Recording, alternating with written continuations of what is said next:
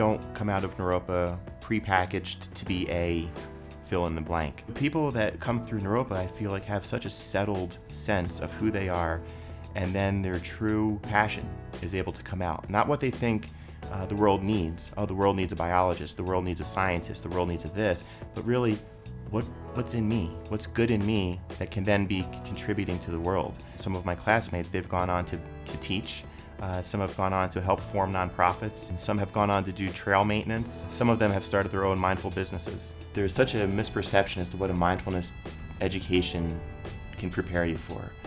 You know, I don't have to open a yoga studio. I don't have to, do the quote-unquote Eastern teachings. Like, nope, jump right into the Western business world, but do it, with in my opinion, a slight advantage.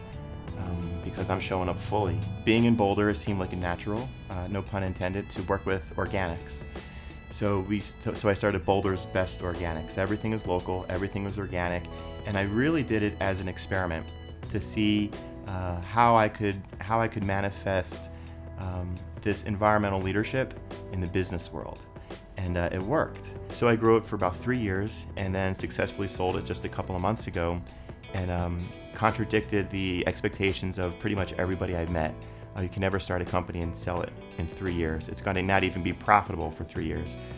We were profitable in the first year. We were named by the local business magazine as the second fastest growing company in all of Boulder County. It was a simple idea that had some good vision that I really attributed a lot of that to Naropa. It helped me become a fuller me. It took who I was, and I dropped a lot of the fear, I dropped a lot of the inhibition, I dropped a lot of the hesitation, so that I could just shine through as myself without having to play small. It gives people permission to do what maybe their heart's telling them to do, but out there, in a lot of places, it gets shut down. Naropa is like this, it's the safe zone. One of the fundamental learnings at Naropa is fearlessness, warriorship.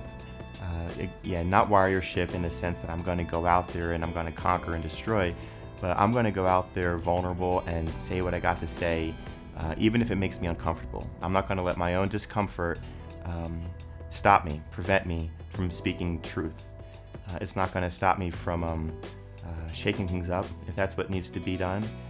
And I'm not going to ever go back after an event and say, I should have said this, or I should have said that. It gives the fearlessness and the mindfulness, I think, go hand in hand, because in the moment you know what to say, but do you have the guts to say it? And I think the warriorship gives you the guts to speak your truth in the moment. But I think that's the warriorship to step up and say, here's what the moment calls for.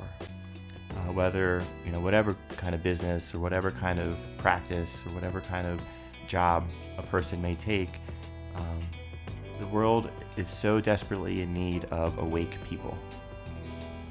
I think so many people are just kind of awake in their secret private time.